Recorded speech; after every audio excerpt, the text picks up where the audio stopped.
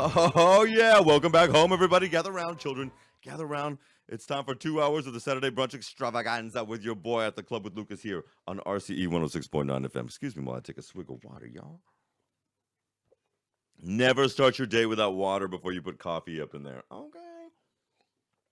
How is everyone doing today? Let's roll into it, man. It's a kind of an overcast day, but welcome into it. There's going to be pops of sunshine, and we'll get to a little bit of that information in just a bit. But I'm so happy to have everybody here today. And alas, I am not alone. For today, we are celebrating on the R to the C to the E 106.9 FM with Sir. In fact, it's a whole hour of Attih Soul. In fact, we're going to be giving you serving up soul all hour long, and this is what we're doing here. For my main man, Attih Soul, he's actually just arrived, and he's running in there and getting in here, and we want to thank you for being here, sir. Thank you so much for being here.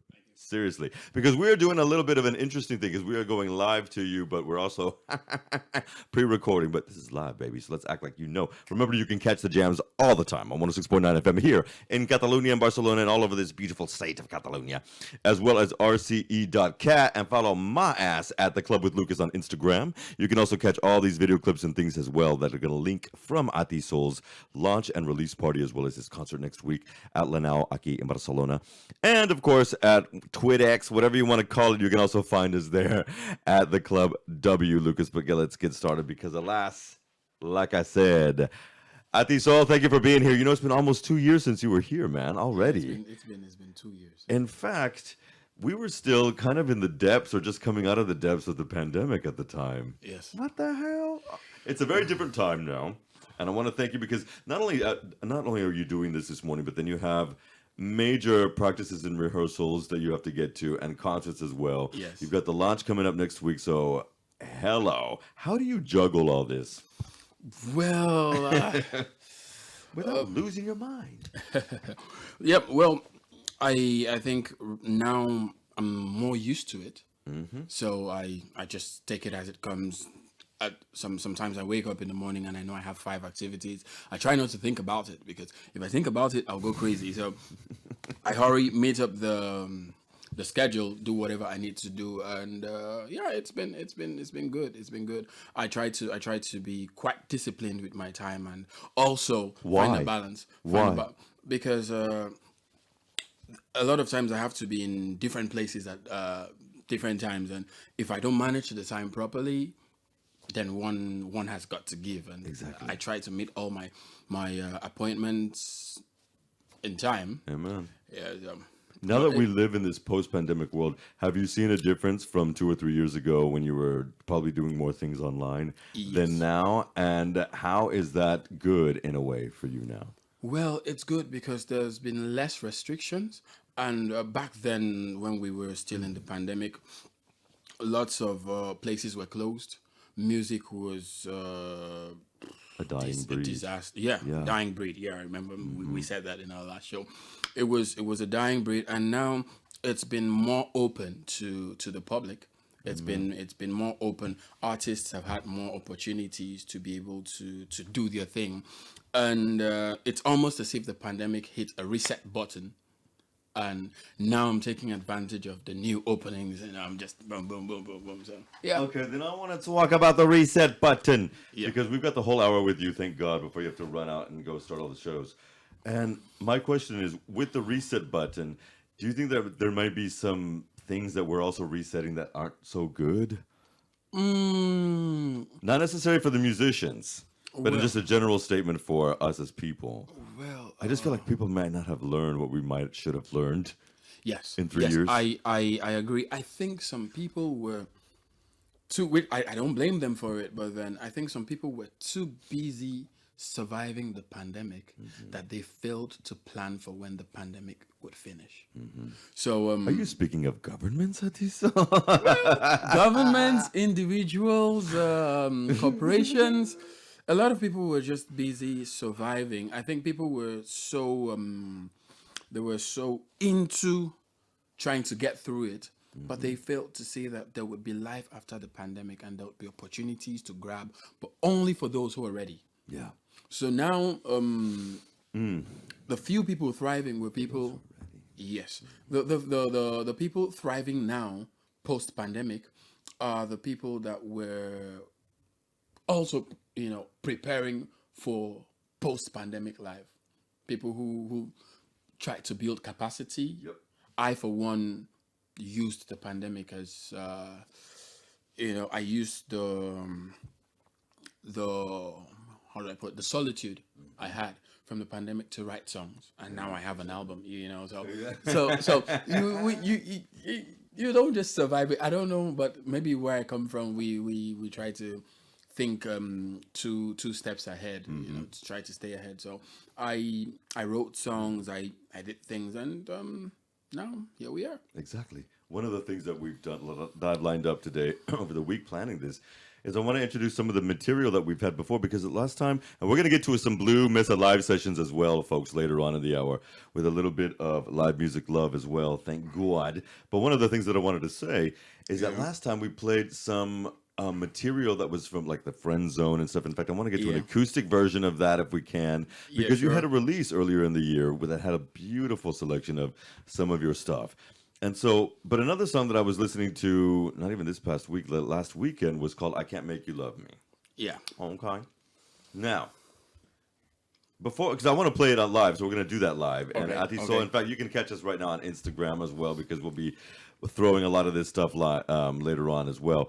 But what inspired wanting to record this song, out of curiosity? Okay. And I need to not say that so much. I Can't Make You Love Me is not an original. Exactly. Yeah, it's a cover, and then I'm a fan of Tank. He made the song popular. I know the song was initially written and recorded by Bon Iver. Bunny Raitt? No, yeah, Bonnie Raitt. Bonnie Raitt. Bonnie Raitt. Yeah. So and then Tank made it popular, and then there's this other guy that sang his version, Teddy Swims, and I loved those versions. And I'm like, okay, you know what? I'm going to do something with it, because I relate with the lyrics of the song, and we've been there, we've been there. So It's heartbreaking. it is. It is. And there's something crushing. There's actually a wonderful version as well by Attih Soul that I'm playing in 1 minute, y'all. And there's another version by Prince off his Emancipation record where he put this. Oh wow! Yeah. I'll listen to that. Oh gosh. But prepare to cry on either level, because what we have right here at RCE on the Club with Lucas right now is Attih Soul's version of I Can't Make You Love Me. We got 4 minutes of love, and we'll be right back with more Attih Soul as well.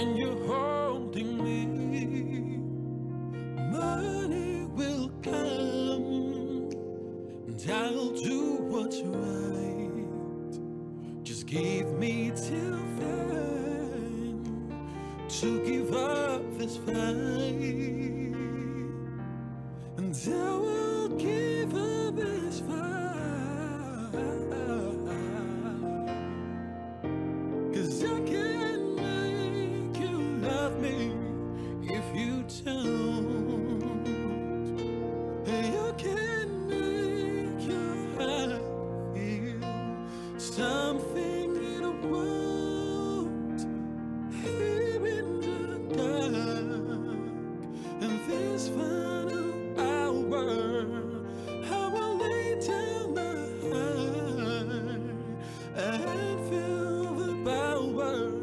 If you want, no, you won't, 'cause I can make you love me if you don't. You can make your heart feel something in a world here in the dark, and this final hour, I will lay down my heart and feel the power. I can make you love me.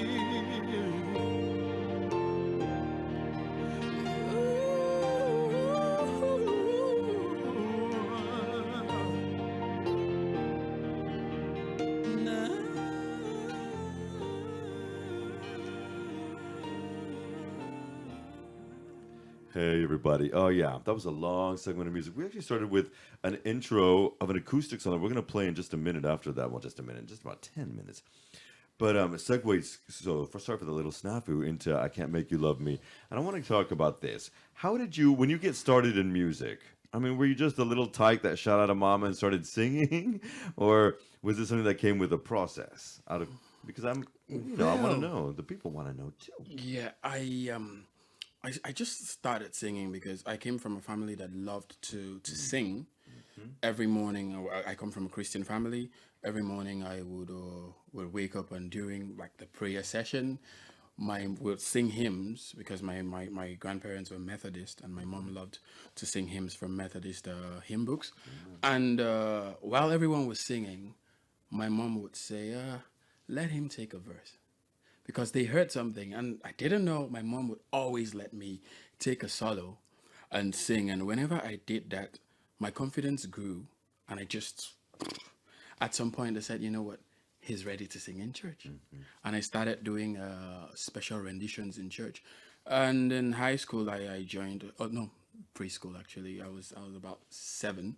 I joined the choir, and something interesting happened because I kind of knew my level as a singer. Although I was a kid, I was really confident, and the music teacher kicked me out of the choir, and she said I wasn't good enough. And I've never really been one to complain, even when I was a kid. But I went to my dad, and my dad was like the chairman of the Parents Teachers Association, and I told my dad, "Daddy, the teacher kicked me out of the music choir, and I don't like it. I'm better than most of those people there." My dad took it up with the school, and the principal or headmistress, she had to be fair. She was like, "Okay, you say you can sing, let's hear you." And I sang. Then she Do you called. remember the song? Yeah, it was classical. I don't want to sing it here, please. Okay. Don't make No. But it was classical. But the headmistress called the deputy headmistress and other people and said, "You know what? Come listen to, because this boy is making a claim that he can sing, and I asked him to sing.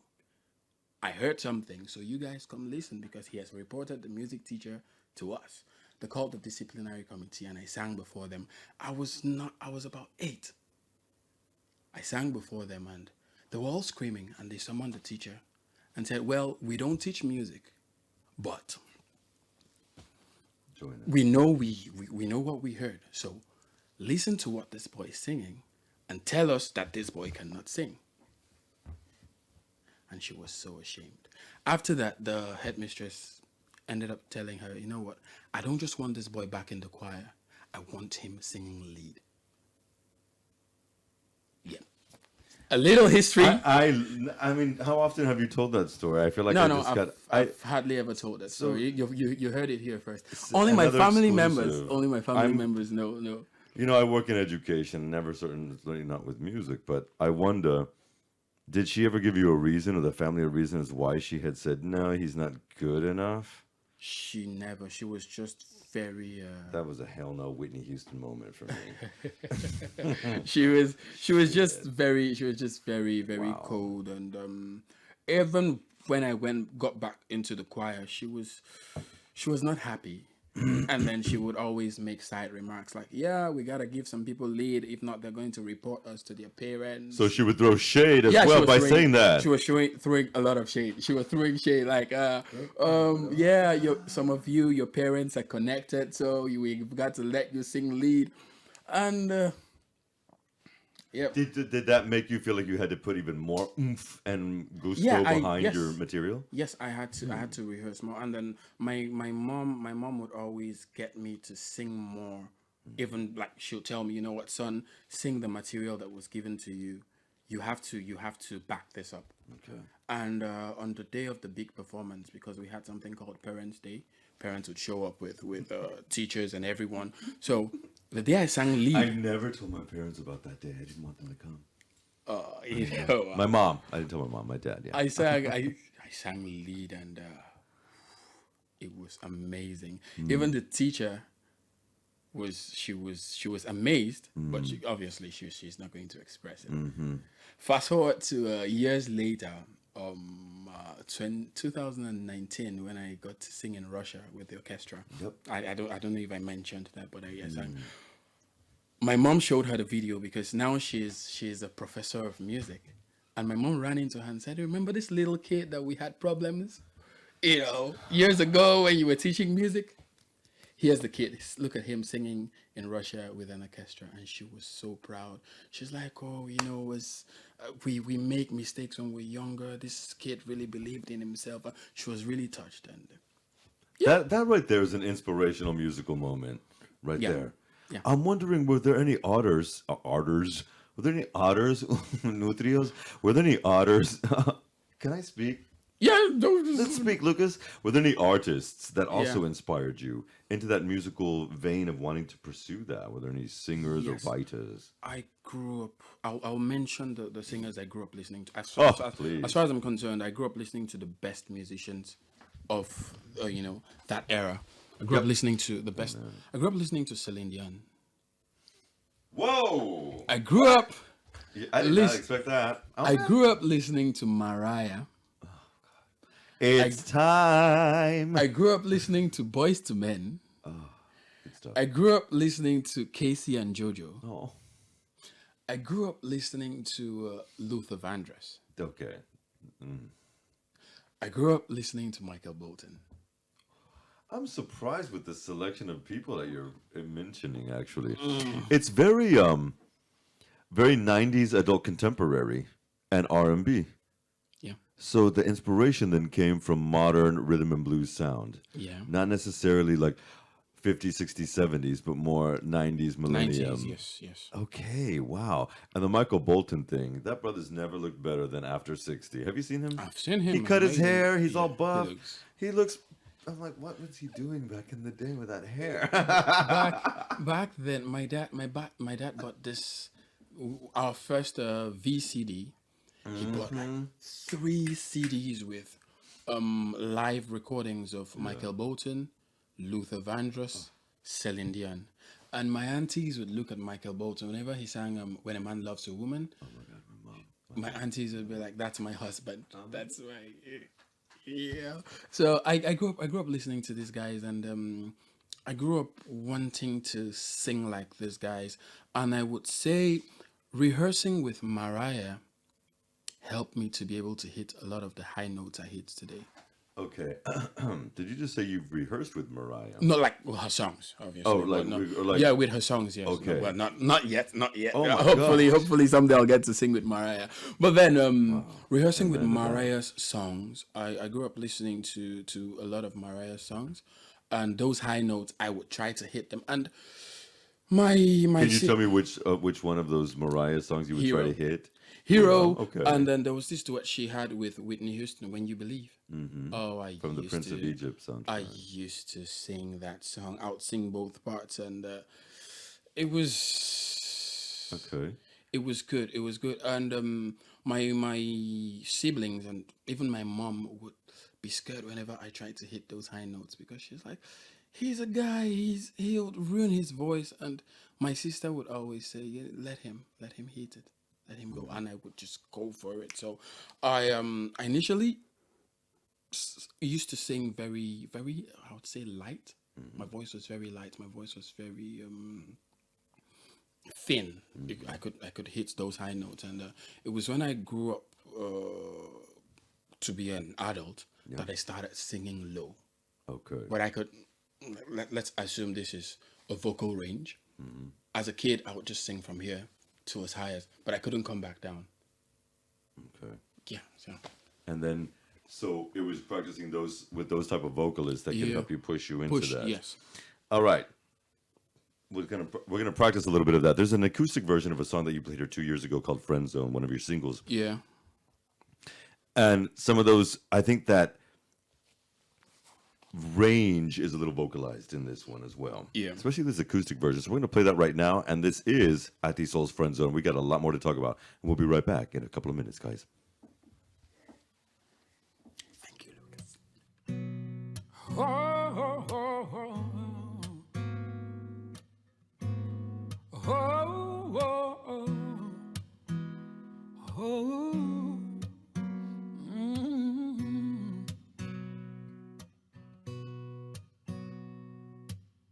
That fateful morning when I went out for jogging, saw this pretty lady, looked like the rose of the morning, was like, hey, babe, can I get to know your name?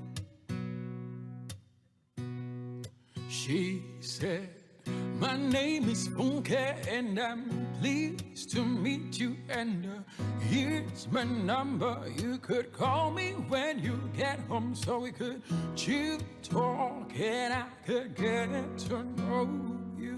Oh. I was excited at the thought of chilling with this pretty lady. Hurried home, got on my best clothes, my best shoe and my best hat, so I could chill with Funke and just get to know her. Oh. So we got to talking and got to chilling, and I got her laughing, and I thought she was feeling me until the day I asked her to be my girl. Then she put me in the friend zone. Oh, she put me in that friend zone. She said we can't be more than friends, but that she loved me like a brother. She put me in the friend zone. Look, I ain't your brother. Hell no, I ain't gonna be your best friend. And yes, we can be more than friends, so don't love me like a brother. Don't put me in the friend zone. Then I asked her why,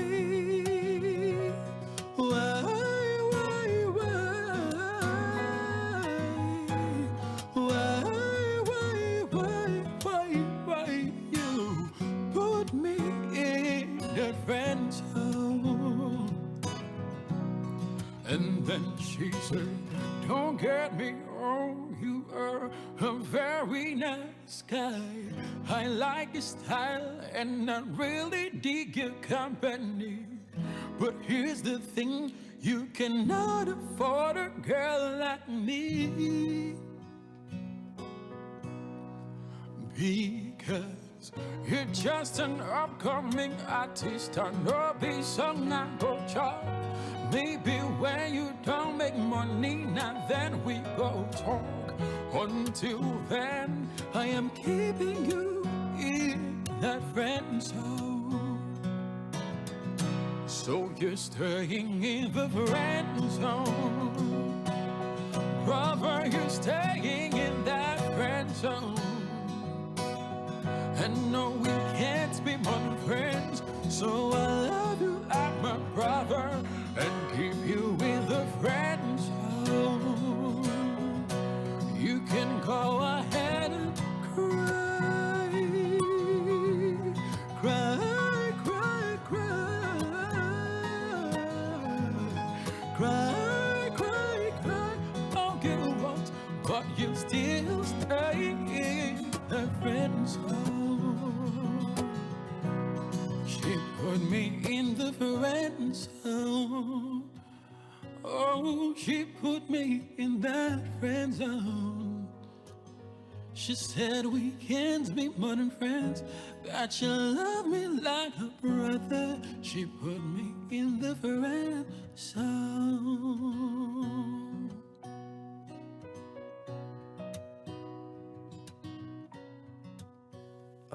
Yeah. That was Attih Soul's, actually, the acoustic version of Friend Zone, which you can find right now streaming where all good music is streaming, certainly Spotify.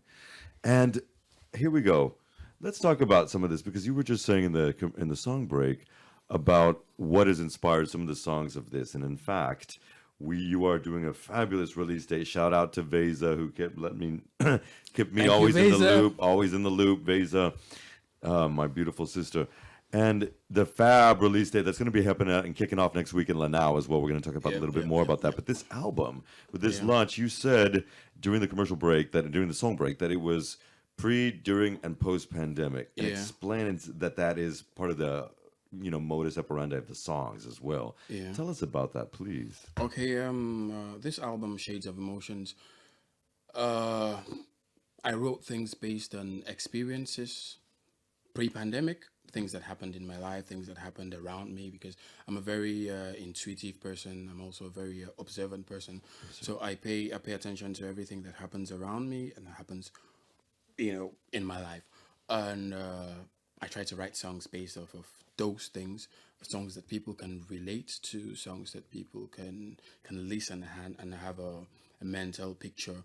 And there are songs on that album that I wrote based on things that happened before the pandemic, and then during the pandemic. I shouldn't put this out there, but then during the pandemic, I had enough time to think about more things, because one, I was going through a breakup. Don't ask me about it. I will not talk about I shall it. not. So I was going through a breakup during the pandemic, and it gave me perspective, and also the world at the point the pandemic was a time when we all thought the world was going to end.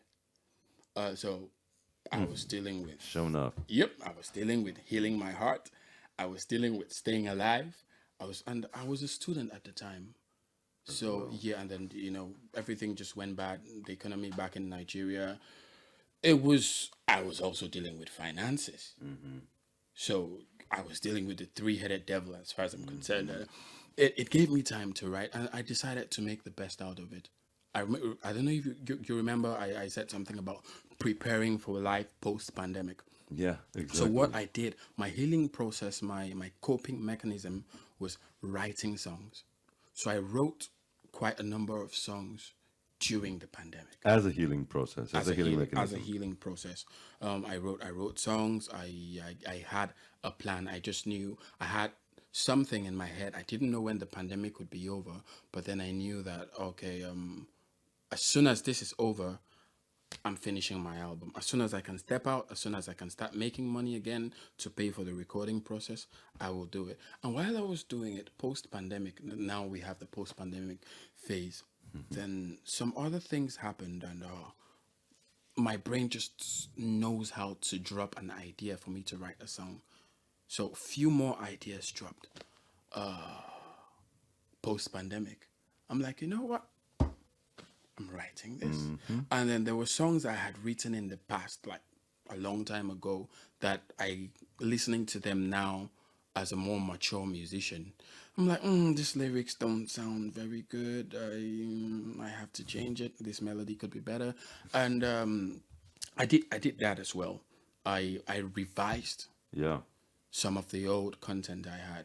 So pre-pandemic, pandemic, post-pandemic, and then there's the revision And the collage is Yeah. what this album is now. yes, it's yeah. You're presenting this album next week at Lanao. Yes. Now, on your website, we're going to be linking a bunch of this throughout the next week and a half. You can get tickets for that as well. Yes.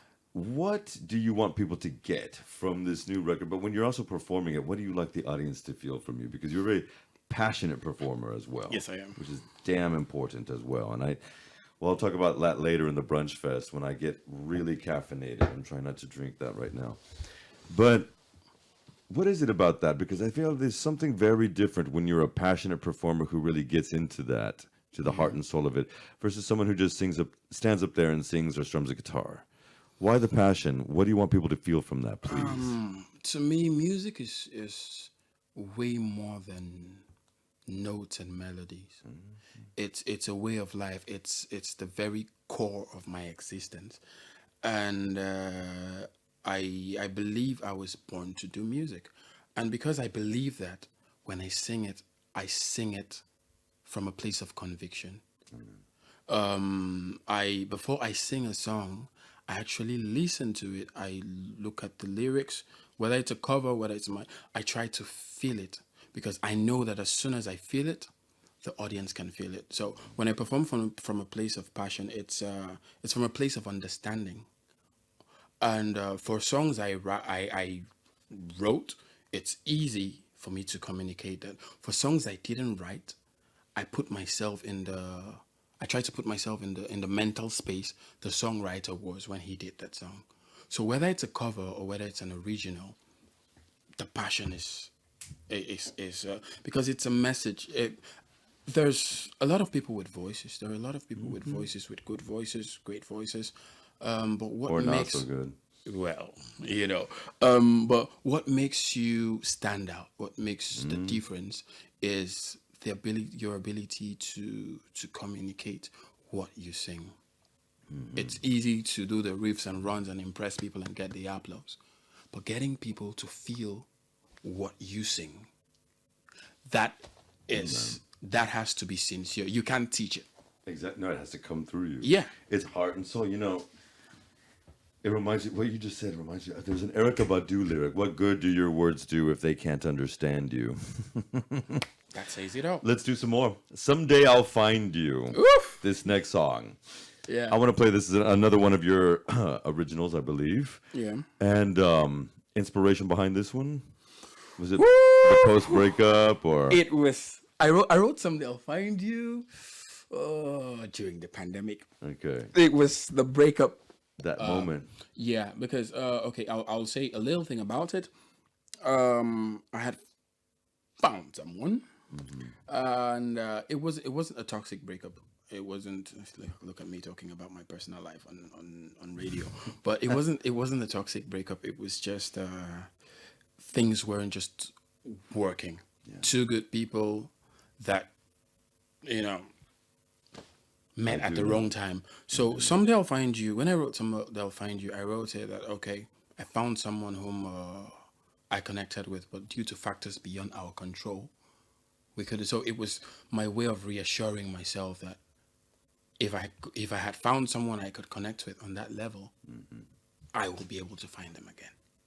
So that was a song to me. That was me reassuring myself that you know what, I can find. If I did it once, I can do it again. That's right. And we will again. Well, not again and again. Guys, this is Someday I'll Find You, Attih Soul's original. Someday I'll Find You, and we'll be right back in 3 minutes.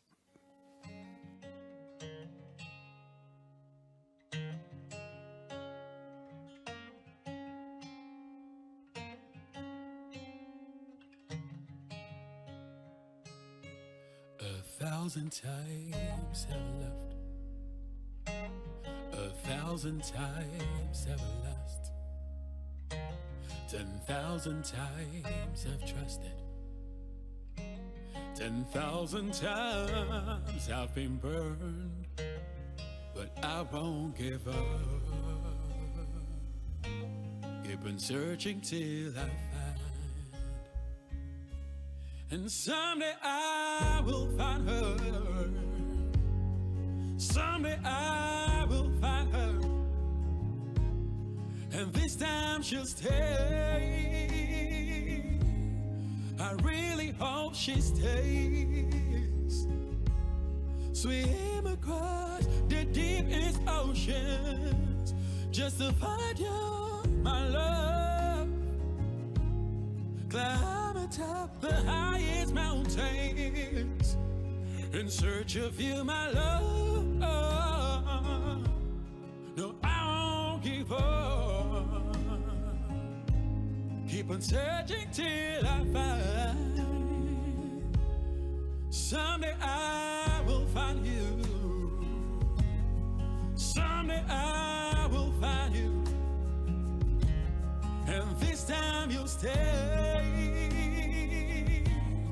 I really hope you stay. Stay.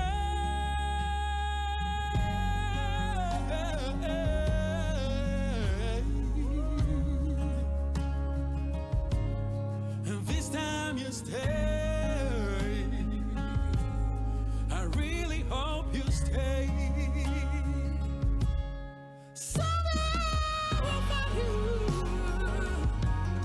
Someday I will find you. And this time you'll stay.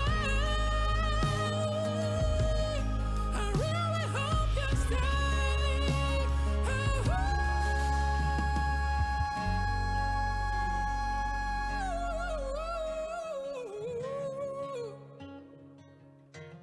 And this time you stay. I really hope you stay. Someday I will find you. Someday I will find you. And this time you'll stay. I really hope you stay. And you see the range. Thank you. You see the range there, right there, especially what we were talking about. In fact, that high note gave me some Prince as well, to mention him again. I want to talk about that because we haven't mentioned it. Okay. But you're a long-time European resident. You're a businessman. You're a musician. You're a performer, singer, songwriter. Yeah. Lord, for coming from Nigeria, what have you noticed and perceived about differences and acceptances, prejudice, stereotyping in this day and age, especially now that we're moving into this new, not to quote Aldous Huxley, but a brave new world? Yeah. What have you noticed about differences with the, prejudice and acceptance, stereotyping, and things of that nature? Stereotyping is a big thing, is a big issue, and at first I used to be offended. I was quite offended a lot by some things that people said that kind of came out as stereotyping. But I had to try to understand the origin, and I realized that the origin of stereotypes is a media, should I call it disinformation, if that's a word. Yes. So the media has spread a lot of propaganda and a lot of misinformed a lot of people. A lot of people have a certain perception of people even without meeting them. So, for example, you could meet with people, and because you speak good English, they assume, oh, you're British, oh, you're American, and when you tell them, oh, you're Nigerian, they believe, oh, okay, Africa. They don't even know the difference. They do, oh, you're African. Oh, how do you speak such good English for an African? How do you oh, how did you? And then the next question that comes is, how did you get here, bro? How did you get here? So people, the questions like, how did you get here? And I noticed that when people meet me at first, maybe because of the way I speak or because I'm an artist, they're very enthusiastic towards having a conversation, and they assume, oh, he's You also look as you look. I have to add that. well, thank you. So they're quite enthusiastic, and then when they like, oh, where are you from? You tell them, oh, I'm Nigerian. They're like, so that's when questions begin to come up. Like they want a sad story. Yes. And there's Oh, not how one to did you give. get here? And some end with on the note, oh, if you need anything, I'm always here. I'm like, we don't always have to need something. Mm-hmm. We're Exactly. humans. We're here just like you. I'm here. Please. Go on. One of my sisters, Chiagor, was telling me how she was noting that years ago we were talking about this, and she had started some African press material that was going on here in Catalonia, Barcelona, and she was saying, it's so different to me when I hear you guys say African American or Black folk, and because where we come from, this kind of delineation between that it doesn't happen. Yeah. And she says we can see differences. I remember her saying between when someone's Afro-Brit or Afro-American, African-American, Yeah. versus coming from Africa. Yeah. And you just mentioned that again. You also told me, you've also mentioned other things that have happened in a larger sense, where that has Yeah. unfortunately been almost a national thing. Yeah. And I'm wondering if you could tell us, without dropping too many names, about one of that experiences. I find it very necessary that people know this before we Yeah. get into some live music in just a sec as well. Okay. Last year, I was being approached by quite a number of reality, well, not so real reality. What do you mean? Some reality shows, and Yes, sir. they wanted me on their show. But then at first I was happy about it. I was interested. Then I got there and realized they were not looking for my talent. They were looking for a sad story. They were looking to fill a quota, or the diversity quota, for their show. And for me to have been able to get on their show, I would no worries. For me to be able to get on their show, I would have to give them a sad story. I would have to give them something to work with. And I refused, because I got there and they started asking me questions like, how did you get here? Tell us something sad. This is Offset? Yeah, not Or on Offset. stage? Not Okay. on stage, All right. But they were trying to build a story, and they expected me to have a sad. They were sure I would have a sad story. They were sure I would have a sad story, but I didn't. I didn't have one, and they kept asking me questions like, "I'm sure you're giving help to your family. I'm sure you're doing this. I'm sure you're doing that," and it felt wrong, but I didn't know the end game at first. Then they, at some point, when they couldn't get what they wanted, because they asked me about my family, sending help to my family. By the time I gave them my family breakdown, my mother, told them about my mother's position in the government and her educational qualification, they didn't like it. And the producer asked me to change my outfit, because then I didn't understand why. He told me, you know what, get an African shirt. I know you brought one. Bring one and put it on. Yep. And I went on stage, and because I refused to sell that sad story, because they asked, I'm sure your career is better in Spain. I'm like, I'm trying to make my career better in Spain. That's why I am here. That's why I am hopping on every available stage. I sang to my president twice. I sang in Russia. I've had a concert in South Africa. They didn't like that. So I didn't know what was happening. And then they gave me a script. They didn't let me tell my story when I was getting... Like a script to act read. Yes. They gave me a script, and they told me, oh, you know what, when we ask you this on stage, this is what you have to say. Did you have to rehearse this? Yes, they sent someone. So they changed the story. When I said I sang to my president, and I sang in Russia to about 42,000 people, 42 to 44,000 people, they didn't let me say that. So they said, oh, I sang to 42,000 people in my country. No, we're 220 million people. I sang to at least 2 to 3 million who were watching on TV. But then they flipped the script. And then there was this guy who tries to be, he's the Spanish wannabe tough guy, British, you know, the tough British guy on talent shows, and yeah, he's the wannabe, very low budget, the wannabe anyway. Okay. So when I went on stage and they asked the question, I told him, okay, yeah, I sang to my president and I sang to thousands of people, and he tried to destabilize me by hitting the buzzer while I was singing, and I didn't answer him, and the crowd love was very organic. People really loved what I was doing. I got like 3 standing ovations without the rehearsal, you know, without the guy giving them the command on what to do. And he said something very racist to me.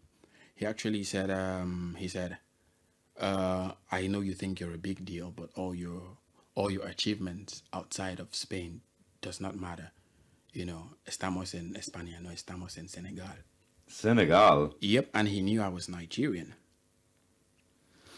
And yep, he did that, and it dawned on me that they were trying to humiliate me because I wasn't playing ball, and they tried to flip the script and get me to react, and so I could fit the stereotype of angry black person.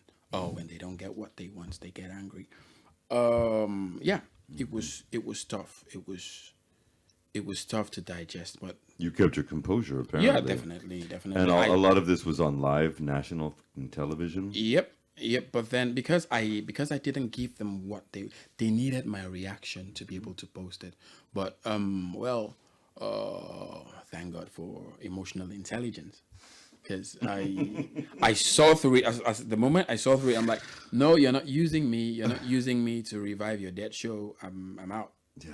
And they tried every diabolical tactic they could find to get me to react, but I didn't.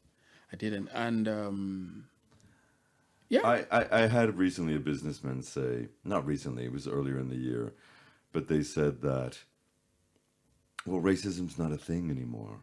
We've kind of got over it. It's past. Yeah.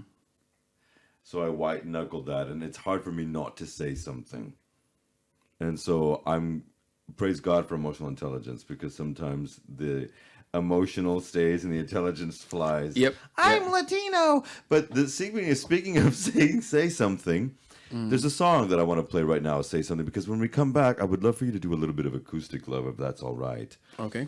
And after something like that, is there a lesson that you could impart before we play the song? After something like that, like experience like that, that's not too far away. It was not too long ago. Yeah. At all. What would you say as a lesson learned from that? People will always do stupid things. You're not responsible for the stupid things people will do. And trust me, every day of your life, people will throw stupid things at you. They will do it. People will be stupid. How you react to that stupidity determines whether you stoop to their level or you elevate. What did I do? That happened. I'm like, okay. I was angry. At first I wanted to spit venom. Oh Lord, I know that's right. You know, at first I wanted to spit venom, but then I thought to it, I'm like, if I do it, I'm using my platform, I'm using my voice to give them publicity. I'm giving them more credit than they deserve. You know, he will always be an asshole with sunglasses in a room, trying to be what he's not. But my father, no, you're keeping it real. My father just says, even what does it say? It's just a scripture from the Bible. Even a fool is considered wise when he keeps his mouth shut. Yep. And sometimes it's learning to, practicing that. Maybe saying nothing sometimes is saying something. Yeah, exactly. Song. So I ignored him. I'm like, you know what? I'm not even going to play this victim thing. I'm bigger than this. That's right. And a year later, here I am trying to put out my album. I heard they called you back too. Yeah, they called me back. And okay, we would like to get you on your show. I'm like, no, I'm not interested, bro. I'm done. Like, I'm not. I've got an album to I have too much. launch. I have too much respect for my craft to come back. on that stage and have you guys try to ridicule me. I'm not doing that. So here I am. And if he, well, this is me throwing shade intentionally.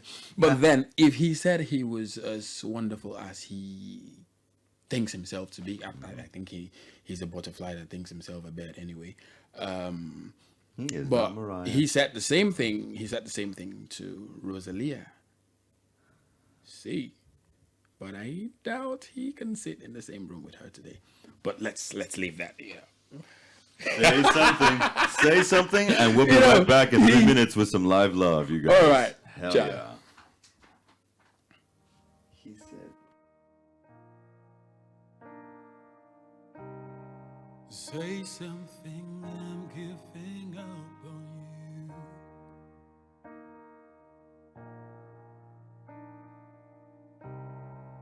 I'll be the one if you want me to.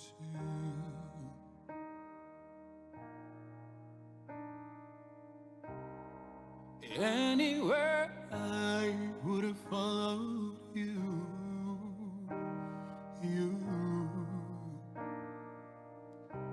So say something, I'm giving up on you. And I am feeling so small. It was over my head. I know nothing at all. And I will stumble and fall. I'm still learning to love, just starting to grow. So say something, I'm giving up on you.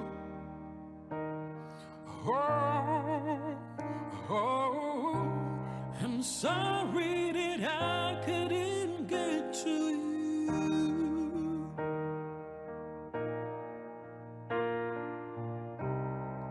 Anywhere I would have followed you.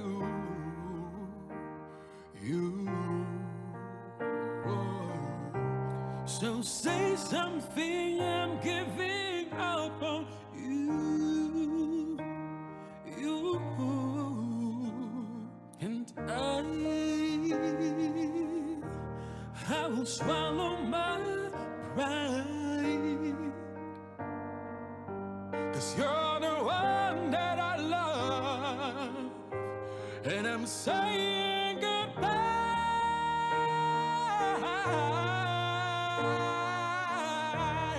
Say something, I'm giving up on you.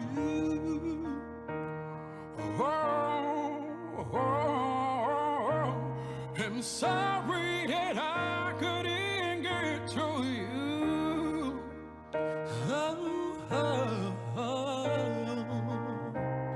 And anywhere I would have found you.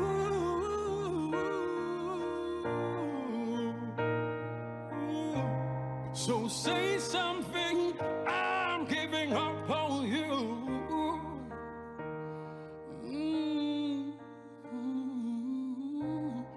Say something, giving up on you. Ladies and gentlemen, an exclusive here at the Club with Lucas, and this is some Blue Mesa live sessions with Sir Attih Soul. Here we go. All right. This song will be part of my album. I've not played it in public before, so you heard it here first. Thank you, sir. This is a song called "Healed Too Much." Listen and enjoy.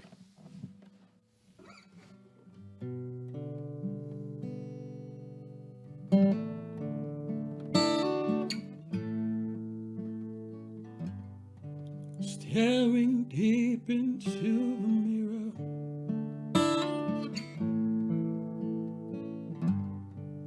barely recognize myself.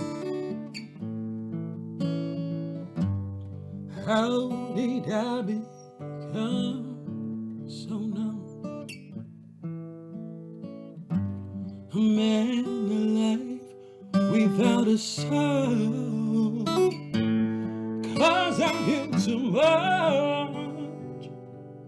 Now my heart is cold, my walls are up. 'Cause I feel too much. Too numb for pain and sold my soul. Damn, I did too much. Now there's no love left to give you. 'Cause I healed too much. Oh, no, I don't need you, no anyone else. I don't need no love, I don't need no touch. I don't want you to stay too long. Can't afford to let anyone too close. It's only fair that I just say goodbye. 'Cause I feel too much. Now my heart is cold, my walls are up. 'Cause I feel too much. Too numb for pain and sold my soul. Damn, I did too much. Now there's no love left to give you. 'Cause I am too much. Oh, oh, oh,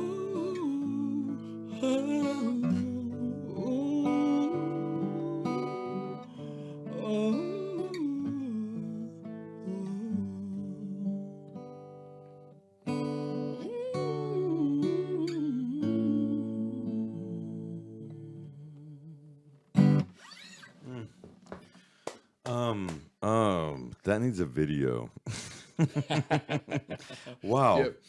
Okay, when you create some of these songs, do you have a lineup of singles or things that you want to see as releases or anything like that as you create this? Oh, could you say that again? Yeah, when you write some of these songs and you're releasing them, do you have an idea of I want this one to be a single? I think we should do a video for this one. Yep. This is one of the songs that I will definitely do a video for. Okay. Oh, hallelujah. Yes. That This one's is- also, we could use this that is- for Mental Health Month as well, actually. Yeah. Is there anything else you could touch? I know you need to run out to go practice in a minute. Do you have time for another little ditty before you leave, Oh, like to play? please? Okay. If you can. Sure. I know you need to bounce. He's got to bounce in just a second, folks. And then we'll be right back with the Brunch Fest. Okay, so this is a song called "Good Old Days."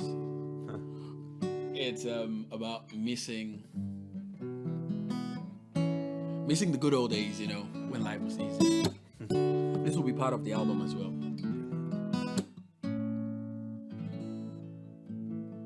Oh, I remember back when we were young. Life was easy with no stress at all.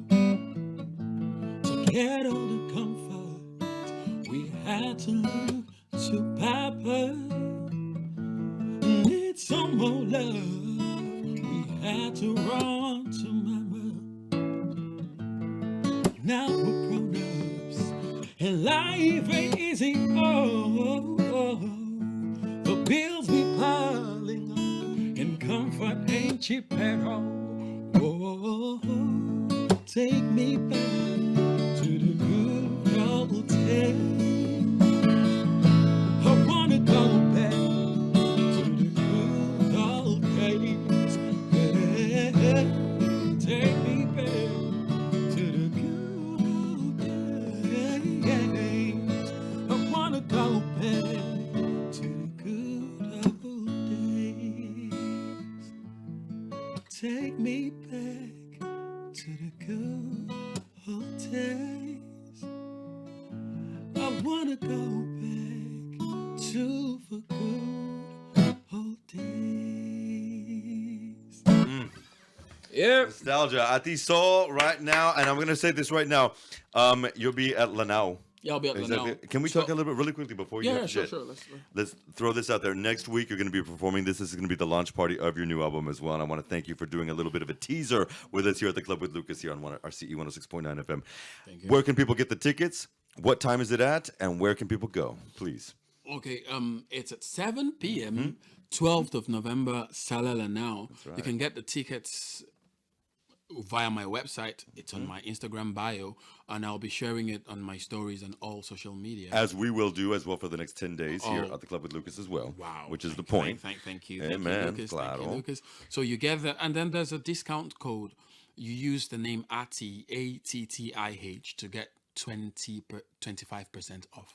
Okay. Yeah. So ATTIH to get 20% off. Yeah, 20%. The show kicks off just as it's 7:30. Doors will be open at 7 as well. Yeah. And tickets are a steal. So get them right now before they sell out.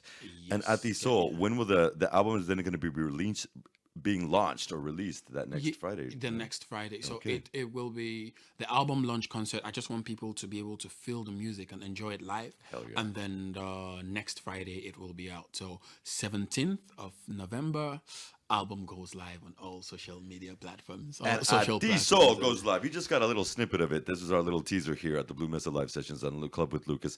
Attih, thank you so much for being here. You're going to catch him live at Lanao BCN. We'll see you there as well. Sir, have a beautiful rehearsal. Have a beautiful day. He's got a lot of concerts this weekend too. So Yep. Power to the super busy. people. We got a little bit of a break here for you guys, and we'll be right back with the BCN BrunchFest with me. Thank you, Thank Lucas. you, sir. Thank you. Muchas gracias.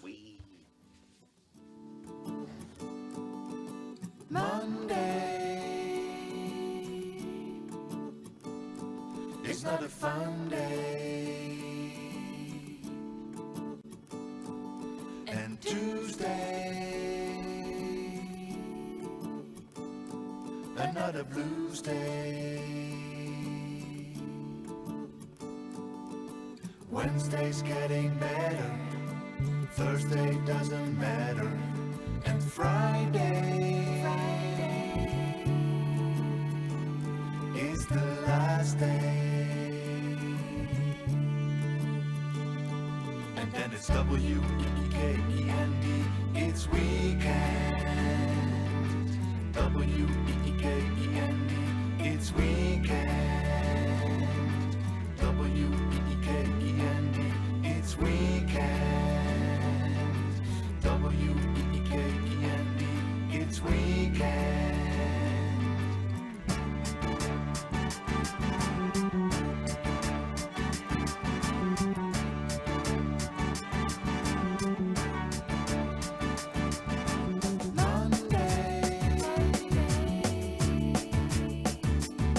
It's not a fun day. And Tuesday,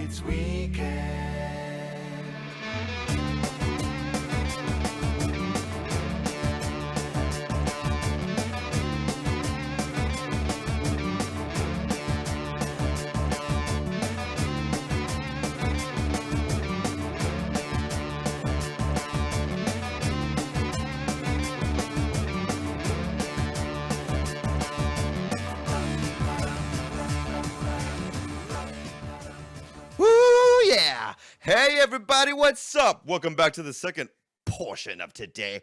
But since this is also going to be a podcast in the future, this is actually the BCN BrunchFest.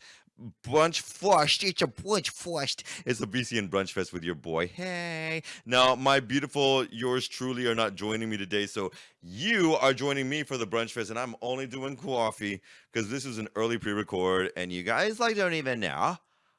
But you don't even know.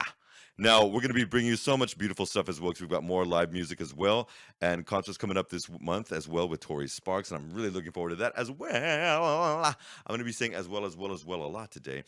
As shout out to another BCN Brunch Fest we're going to be doing with my girl, Toe Evans, and we're going to be back with the Expat Royals and Queen of All Design, Kelly Ellis.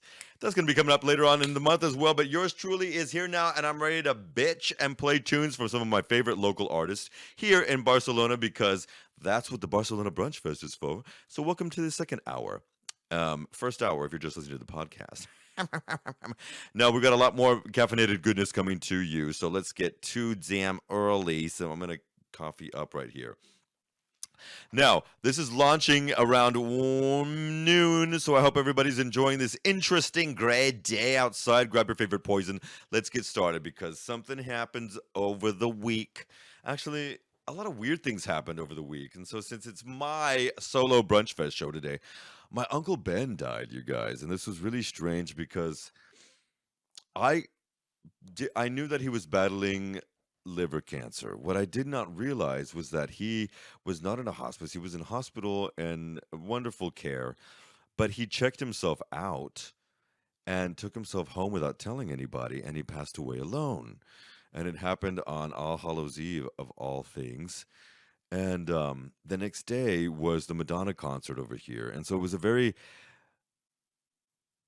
maudlin day, you know. It was very sad, and there was also another friend or acquaintance of our work who passed away. It was a very interesting time, and then because we had this middle of the day break. Now, so this is something that a lot of people might not understand when you don't live in Spain, but there are a lot of different breaks that seem to happen. There are a lot of national and local regional holidays here. In fact, if I'm not mistaken, there are, in addition to the typical months that you get off here for summer break, which is usually between 3 and 4, you also get 16 free days off here for national and regional holidays, which we certainly do not get in places where I come from, like the United States of America. But anyway, we had All Hallows Eve. It was All Saints Day, excuse me. Never, ever have I ever. And I went to see Madonna performing at Palau Sant Jordi with 20-something thousand other people. So let's kick off and talk about that. Because I also work in education, specifically Cambridge English. I help run the Captain Studies of the oldest private English language academy here, and I'm also a history tutor for private folks as well, at university level. And so I deal a lot with all manner of people, from business folk in their 70s to young folk and, finishing batchy and going to uni. So it's fun. And what I've noticed with a lot of my people up in the day, and this is why I wanted my girl Towie here today, but we'll talk about this on the flip side, and she's told me, actually, Towie has told me not to dive off, but she told me to check out her Evermore collection, I believe, or Evermore collection, because it's more alternative and done with, I want to say, Troy Anastasiov or something like that. But anyway, Taylor Swift has really, taken the plot here with everything in regards to fangirling and fanboying and all that stuff. And so I went to see 65-year-old Madonna at Palau Sant Jordi the other day. And it was an interesting thing because I did not even think I was going to get a ticket. At the last minute I did. Shout out for Daddy. And it was a day off, so why not, right? So I went. And here's one thing I'm going to tell you. When you're going to see artists and you know where you're going or you don't know where you're going, make sure you know the artist. If you know that someone like Madonna is not going to show up on time, but the doors are opening at 6, don't waste your mother effing time going at 6 or 6:30 and waiting in line for 2 or 3 hours. It's ridiculous. New Yorkers don't do that shit. So I took my ass over there and got there around 8:05 and sat on the stoops and smoked something. Delicious. And I spoke with my sister, and then as the line started moving finally, because he was supposed to start at 8:30, and of course it was already 8:30, there were 20 something thousand people still in line. I was on the grade level or the floor level, so the pista. So that was great 'cause it was near the stage and excellent. It's just an excellent concert. We'll get to that in a second. So here's what you do: you sit on the stoops, you do not wait in line and go to the back of a 2 kilometer line. You wait, and then when the Osea girls and people aren't paying attention and the moves, and there's always going to be like spaces of people as the line starts moving, you just jump in there. You make sure you look cute, because it's easier to do when you look cute. Do not wait in line. Get your ass in there, get your beer, and you have to walk through. Go and look for the lower, not only just the smaller queues, but also if you're on certain levels of most concert halls and arena halls, they already have on your level, they have your own beer and food stand. So don't waste time in the main levels. Go down to your level and get it there. Just little tricks of the trade. All right, this heifer, she came out an hour and 15, 20 minutes late. Big deal. She always does that. So she was supposed to start at 8:30. It was around 9:40, 9:50 when she kicked off. And she did not stop till almost 12:10. So it was 2 hours and 20 minutes. 17, I think, costume changes and about 24 to 26 songs. It was incredible. She's only done a few cities. I know she's doing about 80 shows over the next 6, 7 months. And will make hundreds of millions as they all do now, because that's how the musicians make their money now, is touring and concerts, as we just did an interview an hour ago with my boy Attih Soul. So that's how they do this. Now, what was amazing was to see a woman who documented what she really did with this concert hall. And if you get a ticket, I advise you to do this. If you haven't got a ticket already and you're going to be in one of the 78 places she's going, wait till the very end to go onto the StubHub site, and the night or 2 nights before, they just want to sell the ticket. You get one on the pista level, the ground floor level, and you would pay easily 20 to 60% less than the actual when it went on sale at Ticketmaster or Live Nation. And that's what I did. And it was almost 300 smackaroos, and I got it for almost half price. So that's what you do.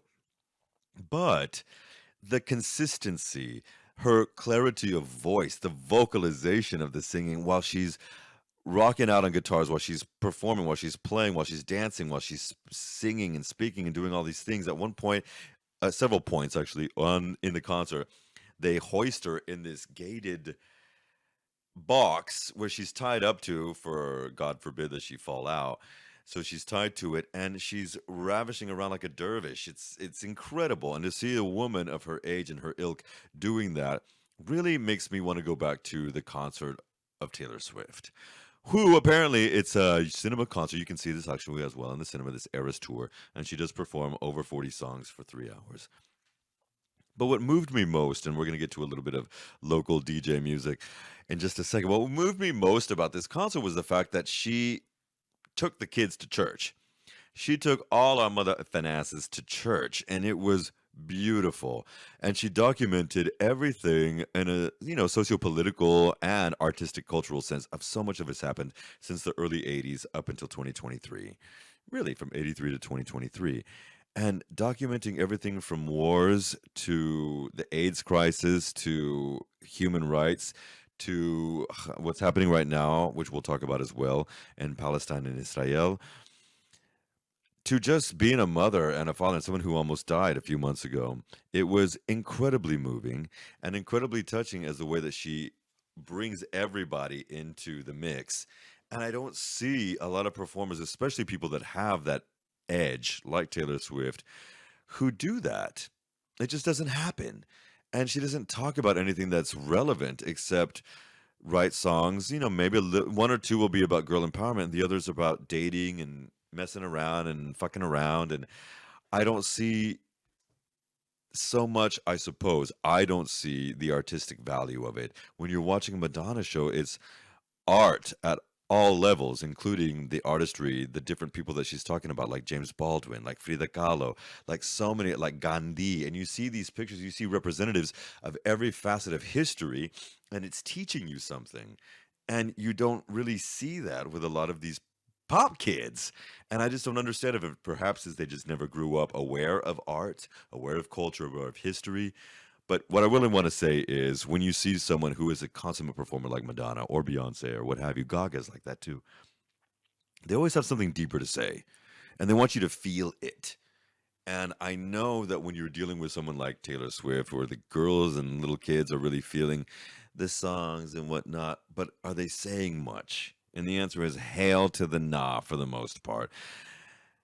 And I'm not feeling that. So what I want to talk about is a DJ from New York City who now lives here in Barcelona, and his name is Ralph Sessions.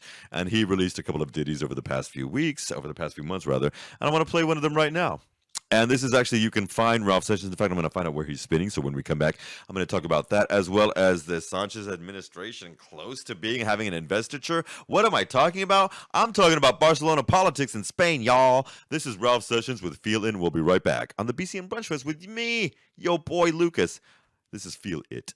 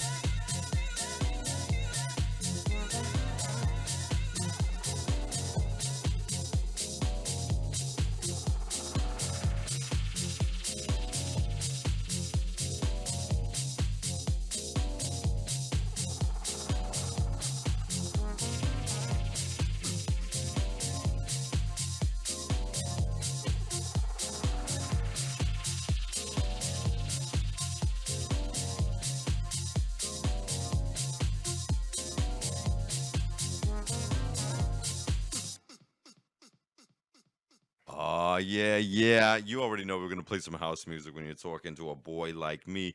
You can also find him with his club sessions. Ralph plays a lot at La Macarena, which is a really beautiful club. Okay, folks, this is actually one of the originals here as well. So if you are ever in Barcelona, you need to get your ass to the Macarena. Now, Macarena is one of the house clubs that I personally absolutely love. And it's a little hole in the wall, which is over by the main Ramblas. And when you find your way over there, it's a door. You might not even recognize it because there's one little velvet rope and a big bodyguard there. And when they let you in, if they let you in, because the capacity is sometimes hard, you've got to get there at the right time. When they let you in, though, there's this tiny alcove that you have to walk in there, and then another door opens, and you're in a room that's not much bigger than this studio. Well, at least this studio and the two others that I'm looking at that you can't see, but I can. And it is thebomb.com. Right there towards the back middle is the bar and a little restroom upstairs. And then people dancing, crammed in there, dancing. It is thebomb.com. Check it out for their sessions there, and Ralph Sessions plays there as well. Now, I want to talk about something that's interesting to me because the possibility of an imminent agreement between Junts per el Cat and the Socialist of España for the investiture of Pedro Sanchez seems to have been going rather smoothly enough because Esquerra Republicana Catalana had decided that they are going to definitely, with some not restrictions, but with some mandates that they want looked at, please, to have the coalition to happen. And that coalition is important because if we don't get to it by the end of this month, there are going to have to be re-votes, rather a re-election coming up in December, I guess that would be, which is never a good thing. And so what happened in local politics here in Spain is that what is going on between the socialists and Junts per Catalunya, which is one of the more exigent Catalan independence parties here, it seemed to dissipate yesterday. What is happening in Madrid is that judges and the civil guard, rather in Madrid and in Barcelona, have stepped on the accelerator with the pending cases that affect the independence movement, i.e., this goes back to when Catalonia tried to declare themselves as an independent country and separate with a referendum vote in October of 2017. Well, the two parties continue to negotiate and exchange documents and proposals, but they are stuck on the scope of how big the amnesty package will be and the specific wordings of the articles therein, which is no small feat for those of Carles Puigdemont, who predicts that there will be days and days, if not hours and hours of pressure. Okay, and that's what he states to come. Agreement has to be that pressure and hours of days has to happen before there can be an agreement with the socialists. The truth is that, excuse me, and this is not my truth. This is what's being published on press. So the press is saying that the truth here, the Spanish Catalan press is saying, the truth is that it's difficult to turn back after Monday's photo of the former president with Santos Cerdán, who was number 3 of the socialists and a person of Sanchez's greatest confidence. But the agreement seems to be floating up there in the ether like it's some fucking purgatory or something. Well, we'll see what happens. There's going to be a lot of conversations, much of which are technical in nature because they're really getting down to the semantics of the articles and what's going to be stated there. Jurists are being consulted by 2 negotiating teams, once again, if they're going to have to participate in these things and related again, as I stated, about the October 2017 independence referendum. Thus, in the political arena, there is no progress, while the National Court confirmed yesterday that the opening of an oral trial for a crime of terrorism against 12 members of the defense committees of the Republic prosecuted in this Operation Judas, which was one of the dramas that was an after effect of the referendum. In turn, the Operation Judas. I mean, can we get any more dramatic? In turn, the Armed Institute pointed out in a report delivered to the judges investigating the democratic tsunami, which is another one of the independence movements here in Catalonia, at the National Court that the General Secretary of Esquerra was the brain behind the protest and the political coordinator of that. Now, that's going to cause some drama because Esquerra just joined with the socialists to say, okay, let's get you Pedro Sanchez investitured. So that's where some of this drama is going to be coming in, and that also involves the police corps. So when you have one of the political independence parties in Catalonia, and the one that has the biggest mandate in the Parliament of Madrid, saying yes, the other one saying no, then you've got outside forces saying, well, that one who just said yes was behind the drama, of the political tsunami and of the independence movement. That creates more fodder. Now, I don't know if this will be used as a smokescreen, and this is me being wordy, but the same type of is going on when we look at certain things in the Republican U.S. Congress. And if anybody doesn't realize, 2 weeks ago when we were last recording, and we did a repeat last week, so shout out to my girls from Fashion Cares BCN. But when I last did anything with my homegirl Towie, we did not have a Congress in the country that she and I were born in. Okay. Now we do. And the person that's heading the U.S. Congress is a guy named Mike Johnson. Can you get any more generic? I just don't know. But this mother effer is a total election denier. He's an anti-woman, anti-abortion, anti-LGBTQI, anti-climate control, climate change. This guy is the worst of the worst of the worst of the right wing, but he wears a suit. And they finally elected him after almost a month with no U.S. Congress and nothing being passed. What this guy just tried to do, another smokescreen, just like many of the things that are going on between Madrid and Catalonia, is he wants to send aid money to Israel, but in order to do that, he wants to take money out of the Internal Revenue Service, which is the U.S. version of La Hacienda aquí. So what that means is the reason why he wants to do that and take the money from the IRS is because the Grandpa Joe's administration gave all this extra money to the IRS to start investigating fiscal fraud from people who make over $400,000 a year.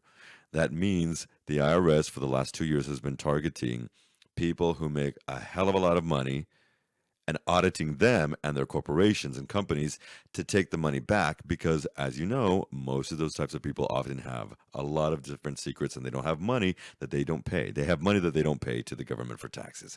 Whereas before in other administrations, they attack people making, 40, 50,000, 60,000 a year. So because of that IRS attack, not attack, but an IRS investigation on people making a lot of money, the Republicans don't want that, so they want to take that money away so then those wealthy people won't be investigated, and then they'll give that money to go to Israel. We got a lot to talk about. When I come back from this next break, and it's going to be a little bit of jazz love from Lucas Herrera, who we love. Lucas Herrera también also performs all over the city. You can find his great stuff as well at Lucas Herrera Rodriguez Music, I believe is Lucas Herrera Music on Instagram. He also plays a lot at my favorite jazz club, Velvet Room BCN. This is Lucas Herrera, but not for me, off of his newest release that he did with some beautiful cats out in Manhattan. When we come back, I've got a few thoughts on this Israel-Hamas conflict. We'll be right back.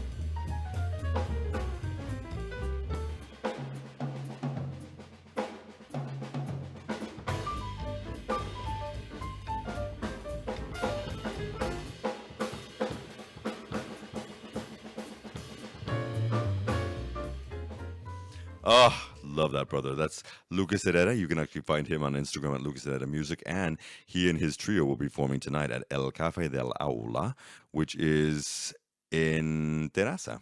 So they'll be playing there tonight, and you can get that at, and that's Calle Dr. Uyes, number 62 in Terraza, right here in Catalonia, Barcelona. Welcome to the BCN Brunch Fest. We don't have too much time today because we went way over, but I really want to talk about something because it's been running in my mind. And what we've noticed, and it's kind of scaring me into certain things, because there's been a relevance of the fact that what Israel has been choosing to do under the guidance of an extreme right-wing coalition administration run by Benjamin Netanyahu is annihilate Hamas. That's what they're trying to say. But they are attacking and killing little people. I mean, we have to remember, in Gaza, nearly 50% of the population is under the age of 20. So when we talk about killing people, they're killing teenagers and kids because half the population of Gaza is under the age of motherfucking 20. So they're already being they're already being warned and being told, including from the secretary, the general secretary of the United States, Blinken, as well as President Grandpa over there, slow your roll, because they are saying that they're targeting all manner of things, including hospitals, as well as just a few hours ago, they targeted an ambulance because they said it was being used by Hamas. But these strikes are killing civilians. And what that is doing is creating so much drama. It's being live streamed on Facebook. I mean, there's all manner of stuff that's from the killings that Hamas did of people to what Israel is doing is being live streamed everywhere. And what that is showing is a bane of what it is creating rather is a bane of contention against Jews everywhere. And it is a scary time to be a mother effing Jew right now. It is a scary time to be a mother effing Palestinian right now, especially if you're in Palestine and Gaza.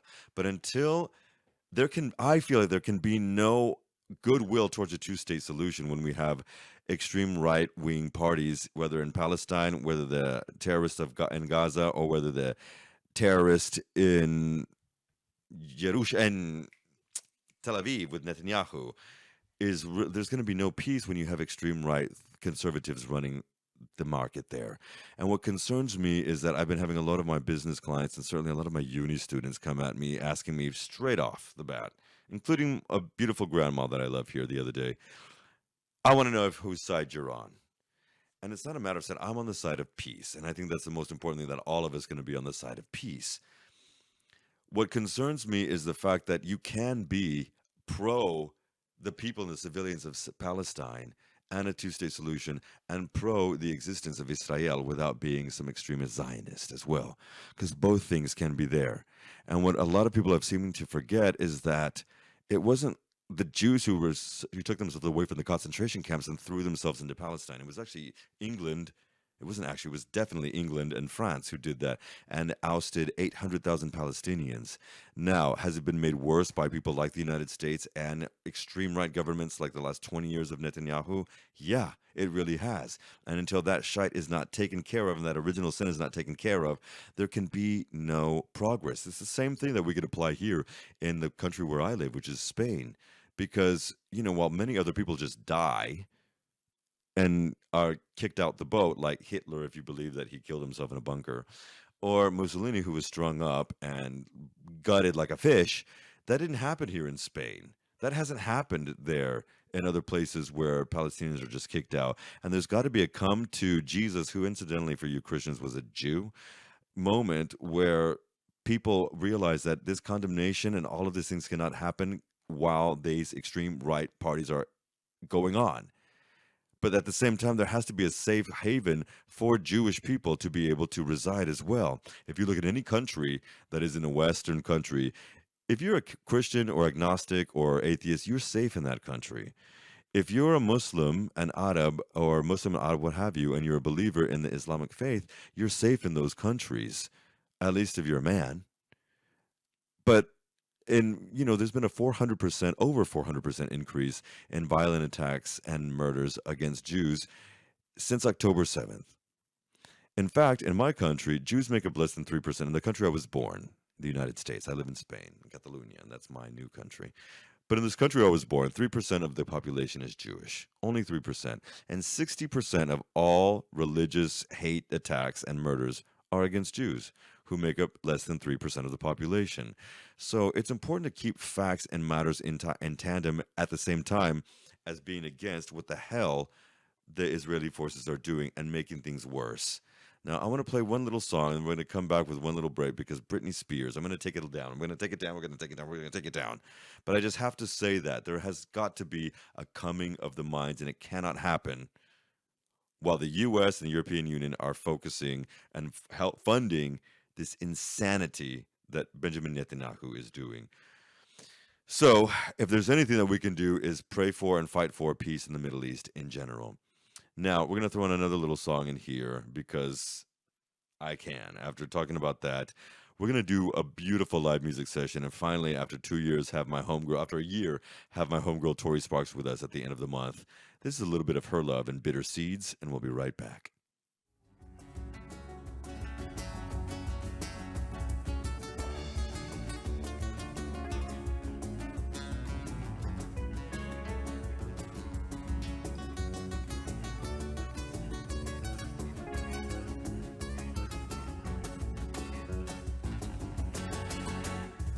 The fruit of what we do sometimes it overwhelms the vine. Keep watering the bitter seed that should to grow in time. I remember well the day the light went from your eyes. I beat that bloody horse to death, cause something broke inside. I guess we all go a little crazy sometimes. Oh, I guess we all go a little crazy sometimes.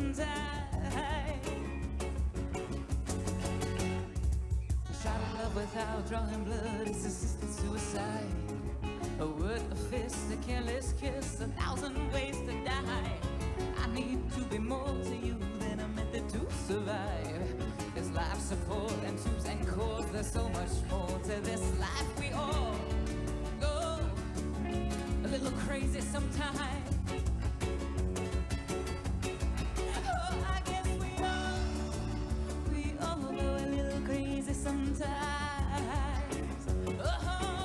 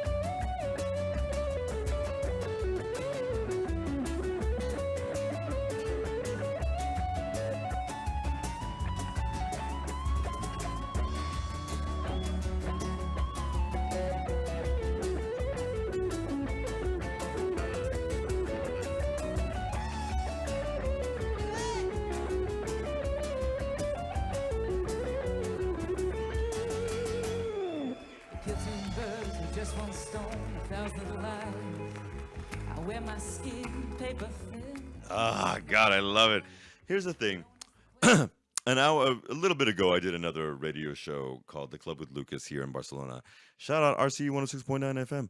And one of our presenters and one of our musicians here, Attih, was talking about how you've got to bring it. There's an element when you're a performer. We were talking about Madonna earlier in the show.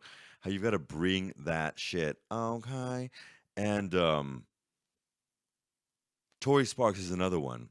Whether we're talking about Madonna, whether we're talking about Attih Soul and his performance, whether we're talking about my girl Tori Sparks, who's going to be on my radio show later on in the month, these people who are writers, performers, singers who bring their ish. One of the things I never liked about people's music, like let's say Britney Spears or the Backstreet Boys and things of that nature, it's definitely not my type of music. But before we leave today, Britney Spears has released the best-selling, I believe it's turning out to be, or going to turn out to be the best-selling autobiography, or biography rather, I think it's autobiography, right? Of all time. In fact, it is at the moment selling between, depending on the country, 3 to 5 times faster and more than Prince Harry's autobio did, which at the time was the fastest and biggest selling one. So it is insane. And the girl is dropping some tea. Things that people have been questioning, querying, wondering for years. She's kind of letting him know. One thing we know is that she definitely loves a lot of people. She loves Mariah Carey. She loves Madonna. These are people that she relies to, relies on, and looks up to with a lot of aplomb. And the way that she speaks to them is beautiful in a way. Um, but then she's really adding some things in here that really made me sad. And I'm looking at her in a different way. And I just want to say, drop some of the tea that she's reporting is that from the time that she was a little girl, even including in the Mickey Mouse Club, she was constantly body shamed. Specifically, as a pop star in the 90s, she's saying Britney was under a huge amount of pressure to always be thin, especially those years, from the late 90s into the 2000s, that she had to, cut out and cop up to any fat phobic rhetoric. But the worst critiques, she says, came from her father, Jamie. If I thought getting criticized about my body in the press was bad, it really hurt even more from when it was from my own father. He repeatedly told me that I looked fat and that I was going to have to do something about it. If you take away one fact from the memoir, it should be that her father treated her horribly, and he really does come off as an ass. One of the other things that really kind of rubbed some people wrong, although some people didn't hear about it, was that apparently she had an abortion after falling pregnant from Justin Timberlake. Now, remember, these were people at the time. This was, I think, around 2000, 2001. And they were, I don't know if they were Jonas Brothering it with promise rings and shit like that. But yeah, they were virgins. But no, they weren't. And they got pregnant. And Justin was freaking out because he was like, this is going to ruin our babies. We're not ready to have a baby in our lives. We're way too young. And frankly, yeah, when you're 18 and 19, you are. But I'm sure people will hate me for this, but I agreed not to have the baby. I just didn't know if it was the right decision, but it had been left up to me alone, I never would have done that. I would have had the baby. And yet Justin was so sure that he didn't want to be a father. So it was one of the most agonizing things that she ever had to talk about. She said that the conservatorship made her feel like she was a robot. And she does not have much ties at all with with many ties rather with anyone in her family. She now is speaking up a little bit about Sam Asghari, that guy that she just divorced, and she said, I had an appreciation for how stable he was. I love that he doesn't drink. The chemistry with us in the beginning was insane. We just couldn't keep our hands off each other. I love how she says that about him not drinking, but folks, she is spilling a lot of different tea about a lot of different things. My only concern about this, and I wish my girl Tori was here because we're going to talk about this in the next segment when we're together in a couple of weeks. But I just wish and I just hope that whatever she's doing, she's getting some proper mental health and mental help. Because we've all seen those Instagram videos, and there's nothing that a lot of rouge can do to take away the sin that is behind those bagged eyes of cocaine. Okay, let's keep it real. Folks, this has been the Brunch Fest, and I had a lot of shit that I wanted to get off my chest and talk about today. We'll be doing this a lot more with with more different people, beautiful people, over the next few weeks. And as always, right here on RC 106.9 FM. And I will be back in a few weeks as well with my girl Toby Bonds and Lady Kelly Ellis, and of course Tori Sparks, and much more next week as well with beautiful people here in Barcelona. Folks, we love you. Keep it real. I'm going to give some shout out to Sophista Pop because I can't not give some shout outs to Sophista Pop. Paul Weller and the boys were here a few weeks ago. Paul Weller was here with his band a few weeks ago. This is one of my favorite bands of all time. This is the Style Council with a lovely ditty called Walk in the Night. Have a beautiful time. Remember, love yourself. Keep it real no matter what you do, and keep it real to you. All right? You are loved. Power to the people. I'll see you later.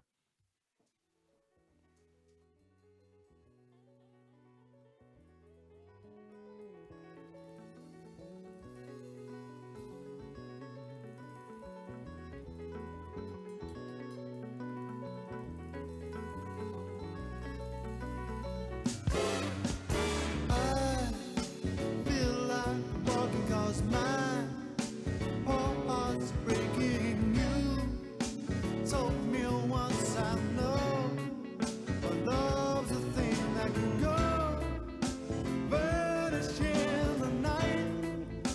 Girl, my morning's light drifted in one day, but I'm hoping it will stay in my arms always, never go away. I'll make this moment last and put time in the past. Time alone can stop me thinking, walk in the night. Oh, I'm wondering if I'm gonna see you again, sweet thing. Oh, I walk in the night. Oh, wondering if I'm gonna see you again. Oh, sweet thing.